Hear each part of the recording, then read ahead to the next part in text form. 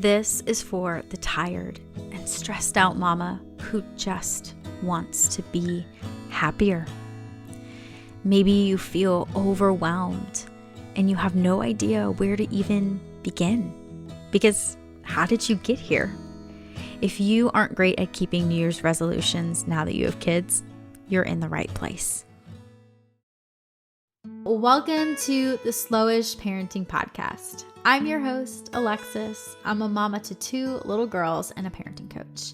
It's become my mission to help families rekindle connection, to rebuild relationships on a foundation of safety and trust, and to give parents the tools they need to show up with empathy and compassion, no matter what situation may arise.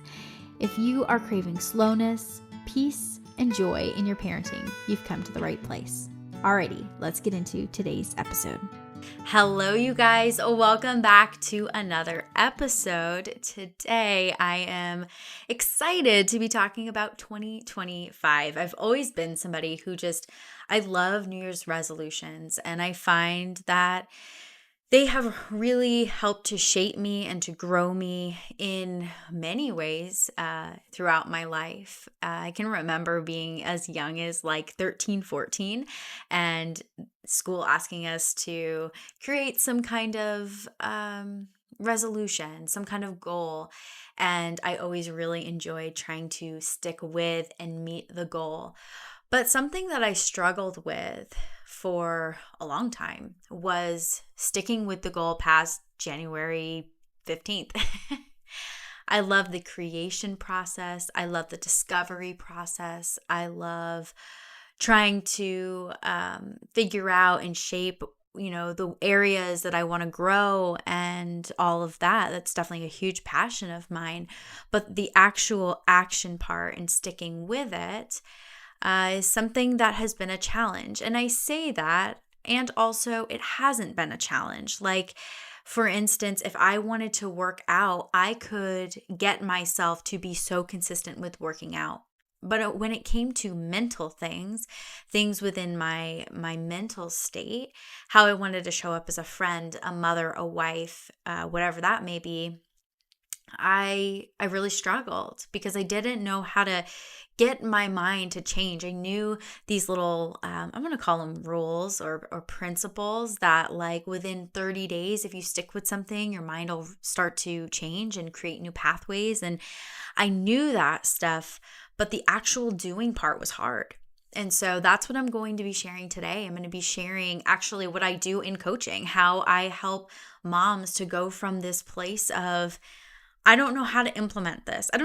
Maybe let's start with this. I don't even know where I need to grow. I know that I'm just unhappy. I know that I'm not happy in my life. I know I'm not happy being the parent that I am, showing up how I am. I'm always stressed. I'm burned out. I'm exhausted. I feel like there's no ease in my life. There's no consistency, and discovering that all the way through the actual carrying it out. And so this is really going to be a blueprint and a guide that I hope that you come back to time and time again to help you to become the mother that you've really wanted to be. And I'm going to say the mom. I feel like obviously my channel is about motherhood, but these steps are really for anything. So you can apply these to any goal that you have and actually figure out how to stick with it versus saying, I want to be a less stressed mom, but not even knowing how to do that. Because that was how I did vision boards a lot. And that's how my vision boards were. I wanted to be a more godly wife. Well, what does that look like? How do I actually do that? How do I implement that into my life? And I knew basic principles of things like, hey, read my Bible, listen to maybe more worship music. Like, I knew these things, but the actual doing part and sticking with the doing part for these relationship things was really a struggle. So let's just get right into it and talk about this first step, which is acknowledging where you actually want to grow. This can feel easy because often it looks something like, I want to be less stressed, or I want to be a happier mom, or I want more peace in my home, or I want to be more productive, whatever that looks like, right? It's very simple on the outside. But what I want you to do is I want you to sit with your body. I want you to sit with the thoughts that are coming up and let them be surface level, by the way. And I want you to think of it like layers of an onion.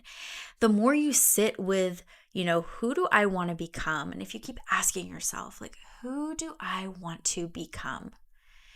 And really listen in, feel it. And you're going to feel in your, it's like for me, deep in my belly, maybe even like as low as like my uterus, like I can feel it so deep in my body when I know that is what my body is needing. That is what I'm being called to right now. It's just like this clunk. It's like this, I don't even know, heaviness, if I can explain it in that way, of just, oh, that feels so right. And so what kind of happens for me is I can start with feeling like I just want more ease in our home. I want more ease. And I know that that's what I want, but I'm like, okay, what do I really want? What does ease look like? What does it feel like?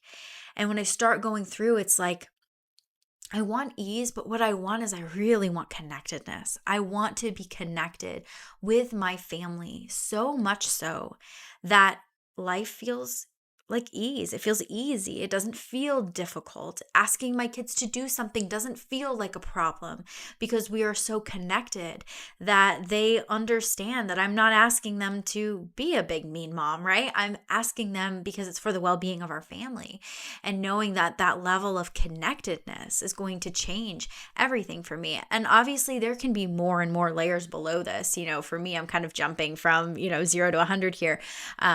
But there can be many layers, and this can take, when we're doing sessions, it can take 2, 3, 4 sessions for a mom sometimes to really discover this, because I know for myself, there's been blocks up. There's blocks, there's things keeping me safe, so that way I don't see the thing, right? So I don't see what's really bothering me and really upsetting me and making me feel miserable, making me feel grumpy as a mom. And so coming to an understanding can take time. So be willing to let it take time.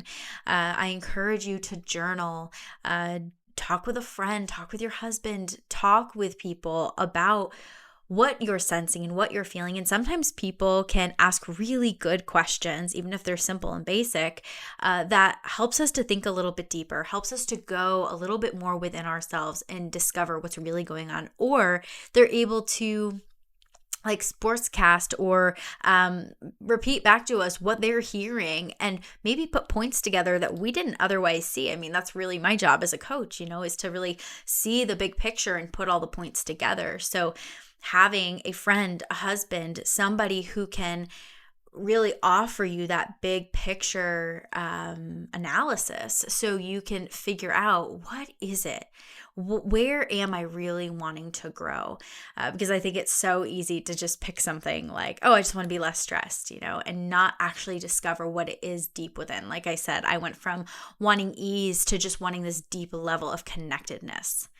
And is ease still what I want? Yes, of course that's what I want. But how I'm going to get that is through that connectedness with my family, with my kids, with my husband. And so cultivating that and figuring out a way to cultivate that. So the next step, number 2, is going to be, what belief is holding you back? Whoo-hoo-hoo. This one has been really coming up for me hard. I have been struggling with community. Community is one of the things that I am really wanting to build in 2025. Figuring out how to build this deep relational community. And for myself, I had this belief, which was very basic belief at first, that what if somebody doesn't like me? And I held on to that belief for over 2 years. What if somebody doesn't like me? But one night I actually sat with myself and I said, what am I actually feeling? Is there a blocker up? What is going on? And so I literally got out of the shower, sat on the edge of my bathtub, and I just put my hands on my heart. And this for me is just one of my most calming things. If you've been here for a while, this is one of my favorites. And I can just sit here and just soak it in. And so I'm sitting there, just after I'd gotten out of the bath. So I was really, really relaxed. And I'm like, what is going on? What is this belief that is holding me back from creating my own community? And two things came up. The first thing that came up, well, surface level, first thing that came up was, nobody's going to like me. But as it kind of went deeper and as I sat with my body more, it was, I've moved away from my family. And so I feel like I shouldn't have any other close relationships except for my immediate family that is, across the country. And so I held on to this belief that I could not have any other close relationships. And so I sat with that. But for some reason, and that just wasn't the clunk. That wasn't the thing deep in my belly that felt like the belief. And so I sat with myself a little longer, and I knew, if it didn't come up, I was going to have to do it again. And so I just sat there and I said, whatever it is safe. It's safe to be here. It's safe to feel. And I ended up coming to this realization that I have been playing the victim mentality, because when I have been a victim in the past, meaning, I've had something happen to me and have felt like I'm in the victim position, people have showed me a lot of love and affection and care. I was bullied as a child, and I just found myself getting this love, care, and affection, not only from my parents, but from, my immediate friends, my family, teachers, staff members. And it was something that gave me the safety and the connection and the love and affection and all of that I was so needing and craving. And it filled a void, it filled a need, and that was how I was going to get my need met. And so imagine if I stay in the victim mentality since I've moved, and I tell myself, oh, poor me, I don't have a community, I don't have friends. What do you think my husband does? He feels bad, and he shows me a lot of love and a lot of care. And I think I came to this belief that if I kept that up, if I didn't have this community, I wouldn't, I guess my husband would not care for me as much, or not show me that love and that affection as much, which we all know is not true, right? He's probably going to actually show me more love and more affection because I'm happier, I'm in a better state, I have a better energy level. But in my mind and in my patterns, it's been a pattern for me to really live in that victim mentality. So I know what you're going to ask. Okay, what's next? Well, we need to create a new belief. So step 3 is creating this new belief about ourselves. And so I'm going to pause this podcast episode really quick because I realized that I didn't add a question in that I wanted to add that I think is really important, and it's been important in my journey. And the question is, what are you avoiding? I have found that more often than not, I am struggling with growing because I'm avoiding something. I'm avoiding an outcome. I'm avoiding a person. I'm, avoiding my thoughts. I struggle with anxiety, or I have struggled with anxiety. And so it's like, what am I avoiding? And this question has opened up so many doors for me. So I just wanted to make sure that I added that here so you can add that to your process as well. So step 3 is going to be creating a new belief. And creating a new belief is not easy. It's not simple, right? It's not just like, oh, I am happy. It's not that simple, So we have to create a new belief about ourselves, about what we want our reality to be, and cling on to that. And so I found myself, when we were talking about community, saying that I am open and I am willing to meet new friends. I am not a victim. I am not a victim to my life, saying statements like this and creating very concrete new beliefs that I can step into, maybe something like creating community is going to give me energy to give back to my husband, to give back to my family. And so what I did was I actually wrote that on a index card, and I put it right into my bathroom, which I'm sitting across from here. And I set it on the mirror and taped it on there. And it's nice because every morning I'm looking at it and reminding myself that community is going to give me energy. Community is going to give me that missing piece that I need. I need to be open to it. The energy I'm bringing to every situation needs to be, I'm open to community. I'm open to connection. I think often what I would do is I would kind of close myself off from that because of what I was sharing. I didn't want to get close to other people because I felt like I couldn't or I shouldn't because I'd moved away from my family. And then also the bigger part of that is that if I stay a victim, my husband's going to keep giving me the care and attention that I need. And that's not true either. And so really coming down and boiling down, what is it that is going to serve me? What belief is going to get me closer to my goals? And so that was a huge aha moment for me in my journey, and I know has been for so many moms who I've walked through this process. And creating a new belief, by the way, is not creating the steps. It's not creating the to-dos. It's not any of that. It's literally just a statement. A lot of times they start with I am, they could be I am, I'm loving. But for me, I need a little bit more context to that, because when I look at that, I'm like, no, I'm not loving. No, I'm not patient. I need a belief as to why I am loving. I need a belief to why I am patient, and reminding myself of that along the way. So I hope that makes sense when we're talking about creating new beliefs.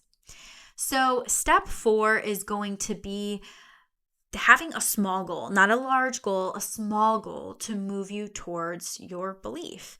And for me, it looks like when I go to the park or I go to an event, I am open to a relationship. I'm open to a friendship, and whatever that looks like. If it's an older woman coming in and kind of being that grandmothery, mothery figure, right? Like, let that be. And if it's a younger gal like myself who we both have young children, let that be the relationship that is needed, right? But being open to it. And so having an open mindset and an open posture to that, and energetically allowing myself to be there, allowing myself to be able to accept a new friendship, and also to allow, let's say a friend says, hey, do you want to come over and have coffee? Say yes, not be like, oh no, it's okay, why don't you come over to my house? And trying to I don't know, be nice, but also you're avoiding, right? The avoidance thing, avoiding actually creating the friendship and the relationship, all because you're trying to make things easier for the other person. You're thinking of the other person, when in reality it can be such a selfish reasoning because of the negative beliefs that you have been holding about yourself. So the last step is what I already shared earlier, but it's going to be putting it somewhere you can see constantly, whether this is in your car, on your refrigerator, where your sink is, in your bathroom mirror, where you're getting ready.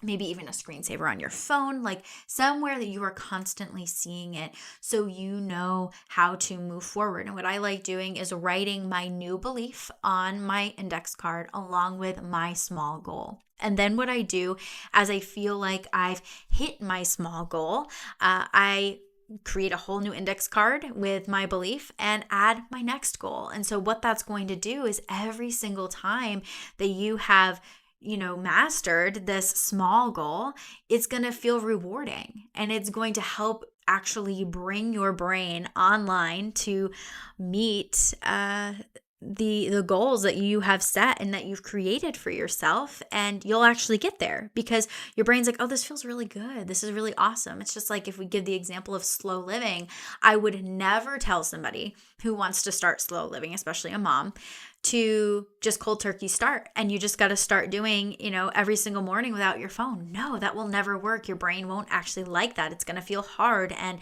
it's going to deter you from doing it. So why don't you just stick to the first 10 minutes of your day? And as the first 10 minutes start to feel really good and enjoyable, tack on another 10 minutes, maybe it's just sitting down and reading books with your kids. And you're like, I've been reading 2 books a day. I want to start reading 5 books a a day because I just love sitting there and reading with them. So I guess all of this to say, it is so important for us to understand going through the process and how to actually get there. And so acknowledging where we want to grow and knowing where we actually want to grow, right? Step 2 is what belief is holding us back? What negative thoughts about ourselves, our life, who we are is holding us back from a more beautiful version of ourselves. And so that's when we make our new belief that we want to step into, right? And then next, we are going to make that small goal. And it doesn't have to be a large goal. Again, just very small, micro even, something tiny to show the brain that this feels good and I want to keep going, and also gives us a satisfaction of we did it. We did this small thing and we're on our way to making these bigger goals. The last step, again, is to just write this down, put it somewhere where you can see it constantly. If it's a vision board, if it's just a word, if it's, like I said, a belief and then a goal, keeping that in your sight at all times is going to keep it fresh in your mind so you can continually keep doing it and really start to become the mom that you want to be. So before we end this episode, I'm going to share with you guys just some of the areas that I am wanting to grow in 2025. I think that it's helpful to hear how other people are structuring their goals, what this looks like. Because I don't know, like I said, I love goals. I love goal setting. I think that they are very helpful. They've helped me to create better habits and to become a better mom and a better friend and a better wife and all of that. But hearing other people's goals kind of broadens my view and my thoughts of what my goals can be, because I think sometimes we can be like so narrow-minded where we're like, oh, I want to work out every day, or it could be like, oh, I want to lose 10 pounds every day or every day. Wow, that'd be a lot, you guys. I just want to lose 10 pounds. And that goal can feel so incredibly hard. And where do I start? And what does this look like? And we've missed the fact that we just want to be healthy. We want to have energy. We want to be there for our kids. So that's why I think this process is so important. But the first thing that I'm going to be looking to do in 2025 is honing in on my calming tools. So I've been using calming tools for about a year and a half, and I would say I'm fairly well versed in them. I know when to use them for the most part, but I think where I'm struggling is using them in front of my kids. I have always tried to use them in front of my kids, but I find that I actually need to be like by myself sometimes to get myself to calm down. So I will just step into, my bathroom real quick and run my hands under some cold water or, whatever. But this is where my rage calming tools, which I'm so excited are finally out. They're completely free. If you are interested, you can just comment below calm and I will go ahead and send you the link. But these tools have really helped me to become less ragey and also to understand that I am going to still feel rage no matter how long it's been that I've been working on this. I've been working on this for a year and a half. Rage still comes up, but now I have the tools. And so I think it's just teaching my kids and showing my kids how I use them, when I use them, so they have ideas on how they can use the tools as well. So that's probably one of my bigger goals. I'm also going to continue making my life a priority. It's probably been 6 months. Maybe it's been less. I don't know how long it's been, but I have really been shifting my mind from giving to everybody else, giving to the kids, giving to my husband, and remembering that I have to pour into me. I have to prioritize me before I can give back to them. This does not mean I'm going to go get my nails done and my hair done and go have a spa day. Not what this means. It means I'm going to take these little tiny self-care practices throughout my everyday life to help myself to have the energy, the capacity, the reserve tank that I need to handle all situations that come up within motherhood, marriage, friendships, all the things. The next thing, I just want to be more intentional. I just want to be able to really be mindful about how I'm showing up and what I'm doing. I'm reading a book right now. It's called Essentialism. Why can I not think of the author? But anyway, I'm like halfway through, loving it, absolutely loving the book. It's giving me so much expansion into the ability to actually do what you want to do. Live the life that you want to live and not let other people live it for you, which I've found myself doing for way too long. So I guess the last two kind of go hand in hand, but yeah, just trying to be more intentional this year. I want more moments of slow. I've been doing good with slow living, but I definitely fall off the wagon at times, and I've been in a little bit of a season of busy again. And so I feel like with the holidays, it's normal, but I want to slow down. So how can I slow down? How can I find moments of slow? Thinking kind of through that as well. Next thing, understanding my femininity. Hoo-ha, man. I tend to be in my masculinity a lot, my masculine energy, I guess. If you're unfamiliar with this, highly recommend checking out. Her name is Alexis, but it's her handle is Alexis. I'll go ahead and I'll link it below. But I love her stuff. Been following her for a little over a year now. She's been so helpful in helping me to expand my femininity. But I feel like how this relates in motherhood can feel challenging. Even how it relates in marriage sometimes feels challenging because I've been so disconnected from that. You know, the feminine is very soft and sensual and she's loving and nurturing. And I kind of think of this like ooey gooey honey. And so, yeah, it's really beautiful to see, that side of myself. And so I want to do more of that. I want to enjoy more of that. And what and how does that look? I don't really know. My last thing that I want to do is just spend more time daily with God. I find myself praying quickly and kind of sporadically, but I want to make this time more intentional. So I'm actually thinking about getting a new devotional. I have so many, but I'm thinking that if I just get a new one, maybe it'll kind of encourage me to stick with it. And as I, see that I'm enjoying it, I will pick a longer devotional. But yeah, just trying to spend just a little bit more time with God every single day, because this always makes me feel better and I feel more encouraged and I feel more equipped. But it can be a challenge sometimes, especially with kids, to always find that time consistently. So how can I do that? And what does that look like? So yeah, this is going to wrap up this podcast episode. I hope that it encouraged you. I hope that it gave you some ideas and some direction on how you can begin to grow in your relationships and mentally as a mom in 2025. If you have any questions, as always, please comment them below, or you can email me at alexis@slowishparenting.com. So anyway, guys, thank you so much for watching, and I will see you in the next episode.